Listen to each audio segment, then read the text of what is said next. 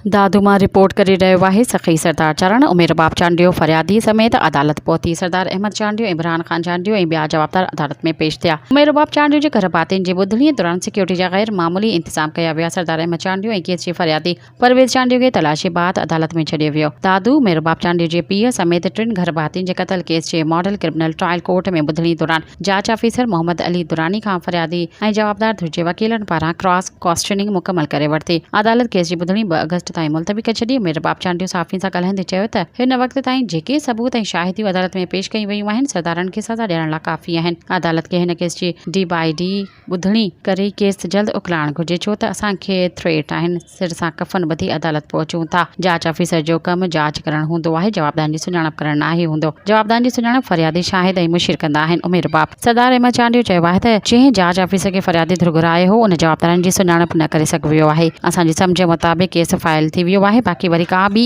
दरख़्वास्त अदालत में न ॾिनी वञे। सरदार अहमद चांडियो जी ऑनरेबल कोर्ट में मौजूद आहियूं ऐं असांजो जेको ट्रिपल मर्डर केस आहे जंहिंमें मुंहिंजे वालिद साहब ॾाॾे ऐं चाचे खे बेदर्दी सां क़त्ल कयो वियो, उन केस में जेको आहे सो प्रोग्रेस थी ऐं जेको विटनेस हुयो DSP अयूब दुरानी, जंहिं इन्वेस्टिगेशन कई SHO करीम चांडियो जे अगेंस्ट, त SHO करीम चांडियो इन्वॉल्व रहियो आहे ऐं जेके ॿिया जवाबदार आहिनि उन्हनि खे फैसिलिटेट कंदो रहियो आहे ऐं CDR वग़ैरह जो जेको रिकॉर्ड आहे पूरो जेको ऑनरेबल कोर्ट में ऑलरेडी सबमिटेड आहे, हुन अची करे उहा कंफर्मेशन ॾिनी कोर्ट खे।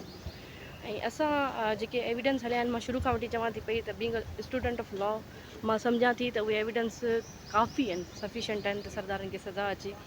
ऐं ऑलमोस्ट केस जेको आहे स्टेज अगरि ॻाल्हि कजे त इन ते आहे त हू केस कंप्लीट थी चुको आहे। ऐं हाणे अगरि ॾिठो वञे त रहियल जेके शयूं आहिनि उहे बि डे बाय डे अगरि केस हलंदो। ऐं असां छो त ॾिसो न, मां हिकिड़ी शइ चवां थी त असां कोर्ट में अचूं था पिया, केस परसूं कयूं था। ऑनरेबल कोर्ट असांजो केस डे बाय डे रखे ऐं जल्द अज़ जल्द फ़ैसिलो ॾिए, छो त असांजी ज़िंदगी खे बि ख़तरो आहे। असां सिर सां कफन ॿधी करे हिते अचूं था, उहा अलॻि ॻाल्हि आहे त असां टिजूं नथा, जागीरदारनि सरदारनि जे ख़िलाफ़ु बीठा आहियूं। हीअ असांजी जिदोजहद जारी रहंदी, चाहे हितां केस मां फ़ैसिलो अची वञे त सरदाराना निज़ाम जे ख़िलाफ़ु जिदोजहद जारी रहंदी जेसिताईं हीउ निज़ाम ख़तमु नथो थिए। सो पुरुमीद आहियूं त इंशाल्लाह इंसाफ़ मिलंदो। नेक्स्ट तारीख़ जेका मिली आहे 2 तारीख़ मिली आहे, ईंदासीं ऐं केस परसूं कंदासीं। अॼु हाणे माना तव्हां चयो पिया त केस फाइनल तरफ़ आहे जी, त हाणे दुरानी जो आख़िरी विटनेस हुयो जेके तव्हां माना एप्लीकेशन ॾेई घुरायो हुयो, त चवंदा न अॼु सुञाणप जेका आहे जवाबदारनि जी नाहे कई, न करे सघियो सुञाणप। ॾिसो हुनजी जेका गवाही हुई उहा इन हद ताईं हुई त हू CDR वग़ैरह या जेको रिकॉर्ड आहे उहो अची करे कंफर्म करे। बाक़ी शक्ल में सुञाण जेको विटनेस आहिनि न उन्हनि जो कमु हूंदो आहे, जेके आई विटनेसिस हूंदा आहिनि उहे शक्ल में सुञाणनि।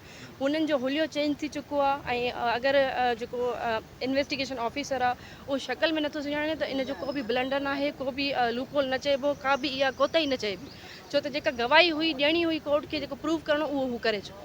अच्छा, तव्हां छा था सम्झो हाणे घणे वक़्त में ही केस फाइनल तरफ़ पियो? यकीनन असां अचूं था पिया, जॾहिं असांखे कोर्ट जे तरफ़ां तारीख़ मिले थी असां हिते अची करे पेश थियूं था। ऐं कोर्ट ते डिपेंड थो करे त हू अगरि डे बाय डे हलाइनि केस खे, अगरि हफ़्ते में 2 तारीख़ूं थी वञनि थियूं त बि असां अचण लाइ तयारु आहियूं। डिपेंड थो करे त कोर्ट हिन खे केतिरी स्पीड में हलाए थी।